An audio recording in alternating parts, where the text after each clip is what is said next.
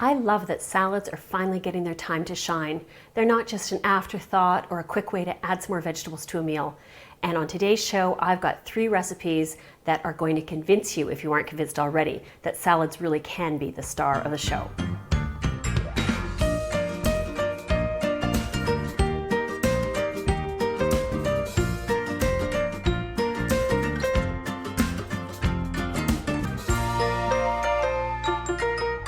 All right, this first salad is a really fun one that I love. It features a lot of different flavors and textures, which is something that I really look for in a salad. And garnishes are a big deal for me. I love looking at ways to add crispy or creamy things on top. This garnish that we're going to make today is super fun. So we're going to start with a package of ramen noodles. And you might think that's a bit of an odd start, but bear with me. We'll turn on our burner here. And we're going to take out the noodles. And we won't use the seasoning packet for this. There is a lot of salt in these instant ramen seasoning packets, but it does have its place. I sometimes use a portion of it to make salad dressing, for example, but not today. So we're going to put the noodles in a Ziploc bag, and then we're going to crush them to break them apart so that we can stir fry them and make them even crispier. And you can use a rolling pin, anything you want. I'm going to bang them a few times, so apologies for the noise. That's all we need, all set. So our pan's getting nicely heated. I'm just going to put in the noodles. And we won't use the whole package of noodles for this particular salad, but you can keep them in an airtight container for at least a week or more. So don't be worried about them going to waste. So we'll just give them a quick stir. I see a couple clumps I need to break up. And we can increase the heat now. I do encourage you to keep an eye on them because they can get brown very quickly, but we're going to multitask anyway because I feel on top of my game today. So we're going to make the dressing next, and as you might expect with a ramen noodle topping, we're going to go for sort of an Asian-themed dressing. And this one with the sesame oil in it has just an amazing flavor. So we're going to start with some rice vinegar, very common in Asian dressings. We're going to add in a little bit of vegetable oil. To get the volume of dressing that we need, it would be too much to make it all sesame oil. That's just too overpowering. But here we have 2 teaspoons of sesame oil. Then I've got some soy sauce. And last but not least, some maple syrup. You can absolutely use honey instead or even agave syrup if that's what you prefer. This just makes for a really nicely balanced dressing. Now before I give that a shake, I'm going to tend to my noodles here for a minute. I can hear them sizzling, which is great. I'm going to turn them up to speed it up. And you could use just the ramen noodles as they are. However, I find that they do have a bit of a raw flavor that way. So this little bit of time stir frying with a little bit of oil just pops up the flavor on them. Okay, we'll give our dressing a shake. And I really like making dressings in jars like this. You may have noticed that from other episodes. It's just a really convenient way to blend them. And then, of course, you can store them as well. So if you're making a small salad, but you're planning to make another one tomorrow, you can have enough dressing for 2 days. All right, so we'll set that aside. I'm going to focus on the noodles for a minute because they're starting to get brown. All right, I think my noodles are just about ready. There's a few clumps that I didn't break up enough, but I can just extract those later and discard them. So we'll turn off the heat. And we're going to transfer the noodles to a paper towel lined bowl. You don't have to do this step, but I really don't want the extra oil. I just don't need it. So this is a great way to clean them up before you use them as your garnish. And I'm just going to spread them out a little bit. They're flying everywhere. There we go. All right, so there's our garnish all set. So now we're going to get into building our salad since the topping and the dressing are all ready. So I've got 6 cups of mixed greens here. I like the pre-made mixes that you can buy at a lot of grocery stores. You could easily do your own with maybe some chopped spinach, some romaine, even a bit of cabbage would be really nice in here. Anything that gives you a variety of textures and colors too. I like the red leaf lettuce in here, for example. So our add-ins are going to be some grated carrot, and some diced avocado. I did this earlier and put lemon juice on it, so it's browned a little bit, but not too badly, and it wasn't overly ripe, so it's still got a really good texture. I've also got some mandarin orange segments, and I used canned mandarins for this, and I put them on paper towel to drain because we just don't want all that liquid making our salad soggy. So we'll tip those in as well. And then we're going to add some chopped green onions. I use green onions a lot because I like the brightness that they add to dishes.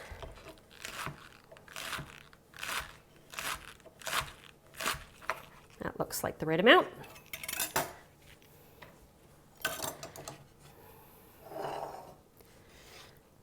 Scatter those over.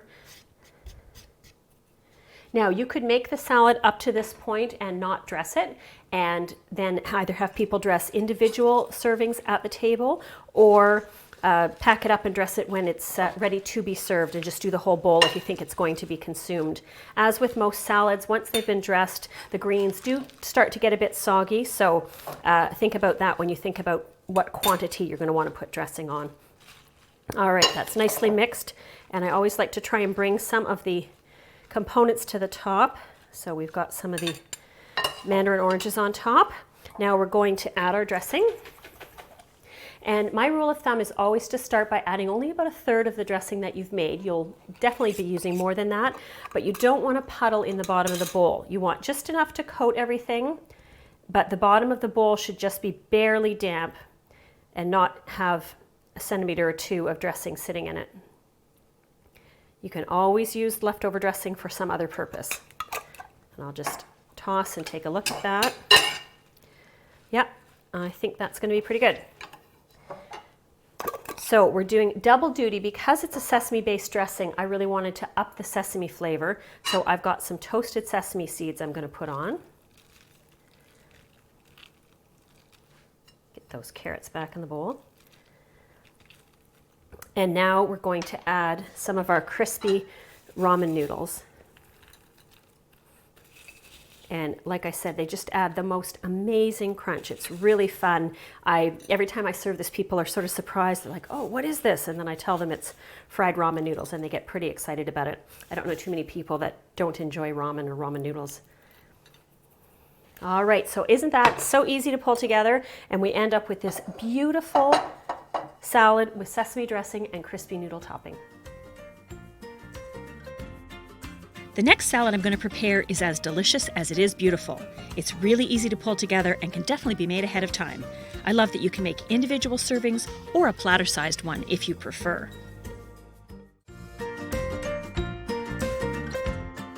I love pickles, and I make and eat a lot of them. But a tip for you, when you're getting near the end of the jar, don't throw out that pickle brine. It has so many uses. You can add it to vinaigrettes to make salad dressings that pop, and you can even blanch vegetables and throw them in there and make new pickles. And of course, there's lots of cocktail options that also involve pickle juice.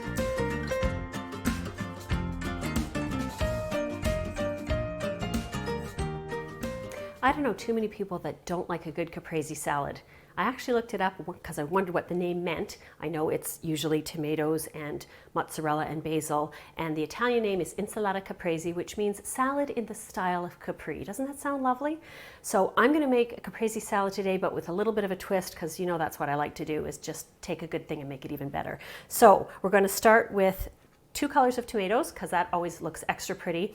And I'm going to assemble 1 large salad on this platter, but you could also make individual salads on smaller plates, and that would be a beautiful first course for a dinner, for example.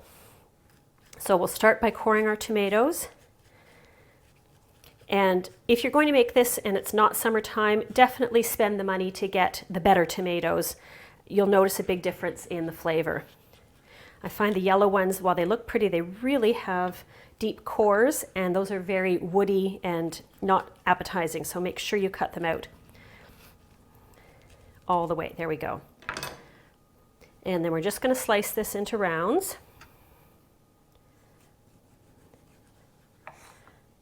And don't worry about the big hole from the core. It's going to get covered up anyway.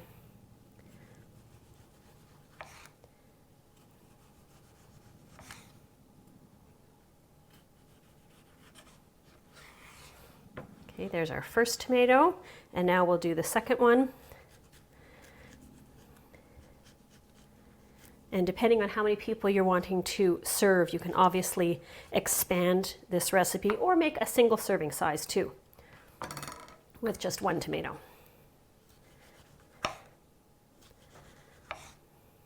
And you want your slices about 1/4 of an inch or 6 millimeters thick, give or take.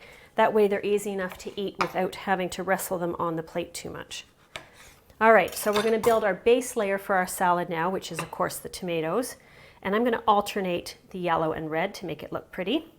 You can overlap the slices if you like. I'm going to see how they space out and then on the plate, and then I'll decide how much overlap I'm going to add in. Yeah, I definitely have room to overlap them, so that's good. So I'll start that now.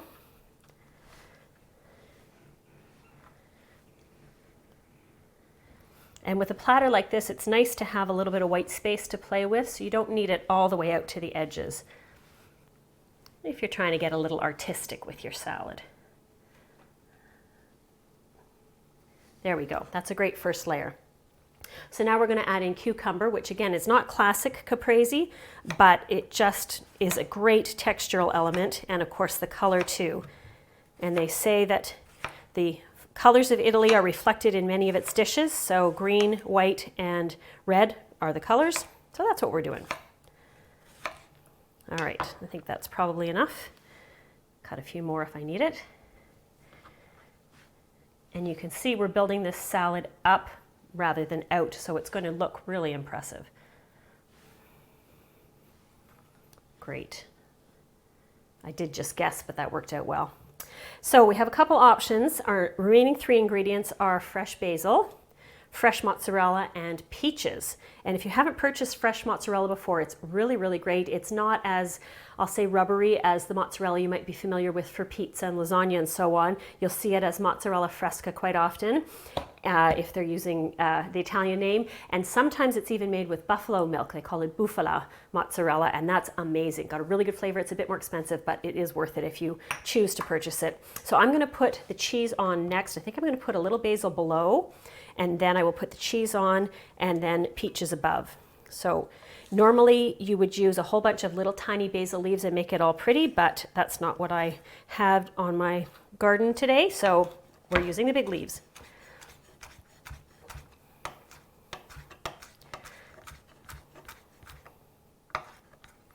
So we're just going to scatter those over top as evenly as you can manage.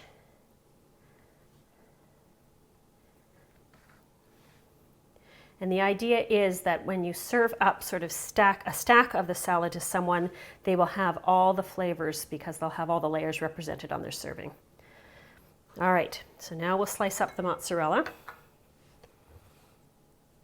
And it's hard to make those slices quite as thin, but just do the best you can. And if you need some help to make them go all the way around, which I'm going to do, you can cut the slices in half. And I think that's what we'll start to do now. And then we'll know how much more we need to cut. I love assembling these because I just think about how fun it's going to be for people to eat them and have all the flavors and textures. One of those flavor party kind of salads.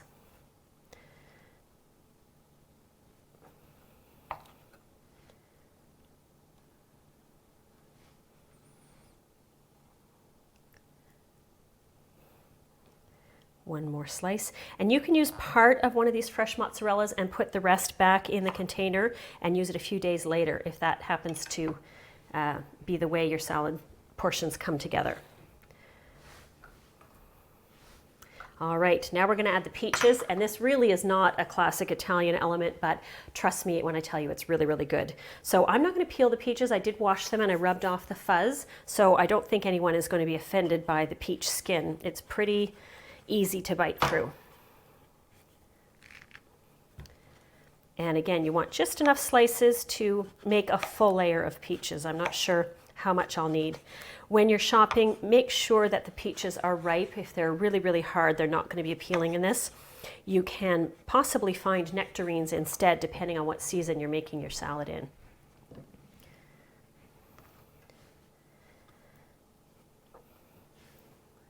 I just can't get over the look of this salad. It's just so pretty. Trying to get one rogue basil leaf out of there. Okay, definitely need a little more peach, maybe just one more slice.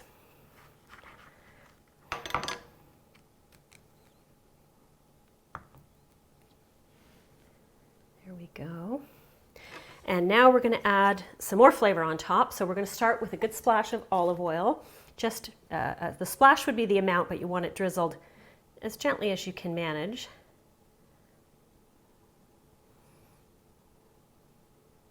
There we go, that's perfect. And balsamic, because that's just a great match for the tomatoes and the cheese in particular, but it also goes really well with the cucumber and peaches.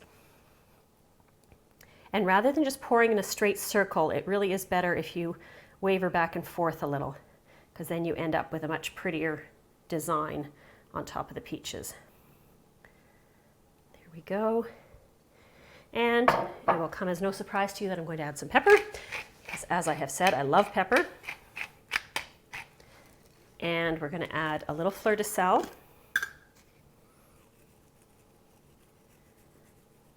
we go. And we're going to finish off with a little bit more basil on top so that the green color is present on the top layer.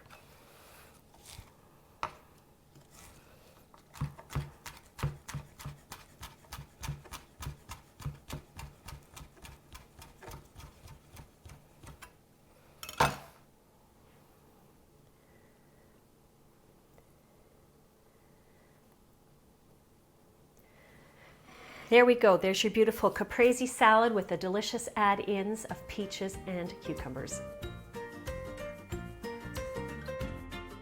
Our third salad today is a really refreshing one that's great for breakfast, brunch, lunch, or dinner. It's also a favorite of mine to bring to barbecues and picnics because everyone seems to love it.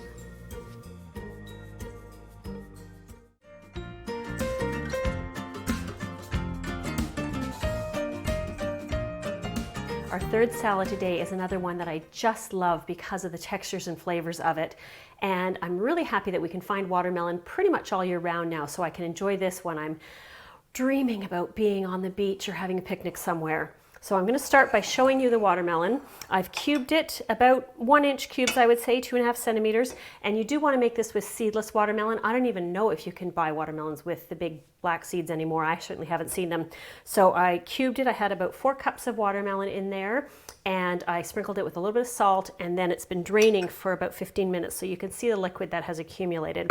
And the reason for that is it keeps the salad from getting as soggy once the excess moisture has been taken out. And don't throw out that drained brine. You can make amazing cocktails with it, or mocktails. The combination of the sweetness of the watermelon and the salt, really good. So we will put our watermelon in our serving bowl. There we go. And just look at that color, so good. You could probably make this with cantaloupe or honeydew, but it's not going to have this amazing color, obviously. So now we're going to make a really, really simple dressing. It's just olive oil and lime juice. The watermelon has so much lovely flavor. You don't want to overpower it. So I'm going to actually zest one of the limes, and I'm going to remember to do it the new way with the lime on the bottom. It's amazing how much flavor zest can add to a salad or any dish, really. A lot of baking recipes will call for orange or lemon zest, for example, and sometimes I think, oh, maybe I'll just skip that step, and I'm always glad that I don't, because the results are so, so worth it, and that's the case with this salad as well. And really, it only takes a minute. I think zesting both of the limes would probably be too much, so I'm going to be happy just to stick with one. Okay, there we go. And I'll just give that a little stir so it doesn't clump up. There we go. And now we're going to juice the limes. These have been sitting out since yesterday, and I definitely recommend that for citrus fruit if you know you're going to be juicing it, because it's just a lot easier to extract the juice. So I'm looking for about 1/4 cup of juice, so I have no idea how much this is going to take. It's incredible how varied the yield is from lemons and limes from one day to the next, or one crop to the next. Turns out this one's really juicy, so I'm sure with my 2 halves I'm going to get my 1/4 cup. There we go. That looks great. So I'm going to put that in my shaker jar, again with the shaker jar for dressing. And then I'm going to add an equal amount of olive oil. It's really that simple. And this is one where you truly can just eyeball it. I'm happy with that.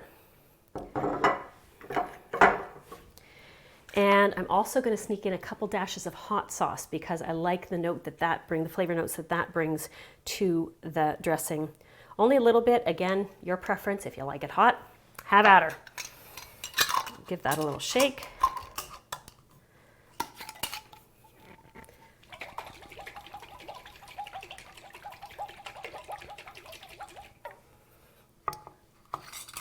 All right, now I'm going to drizzle just part of the dressing. As I've said before, you don't want to drown your salad. This lime vinaigrette would be delicious on all sorts of salads, so if you don't need it all, it doesn't need to go to waste, that's for sure. I'll just stir and take a look. Yeah, and I've got just a nice little skim of dressing on the bottom, so I'm happy with that. So now we're going to add in some cucumber. And I wanted the dressing to really penetrate the melon. That's why I put it on before adding the cucumber. Because the watermelon has been salted and soaking, it's not going to have as crisp a texture. So the cucumber is really great to bring that back to the salad. Definitely could have used a bigger cutting board here. Oh well. Good thing the counter's clean.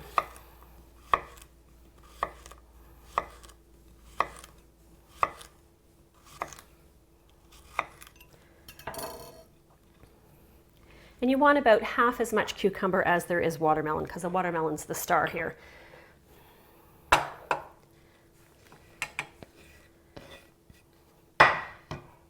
And again, look at those colors, just amazing.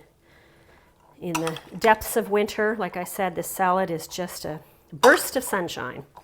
Okay, so our last three elements are pepper, of course.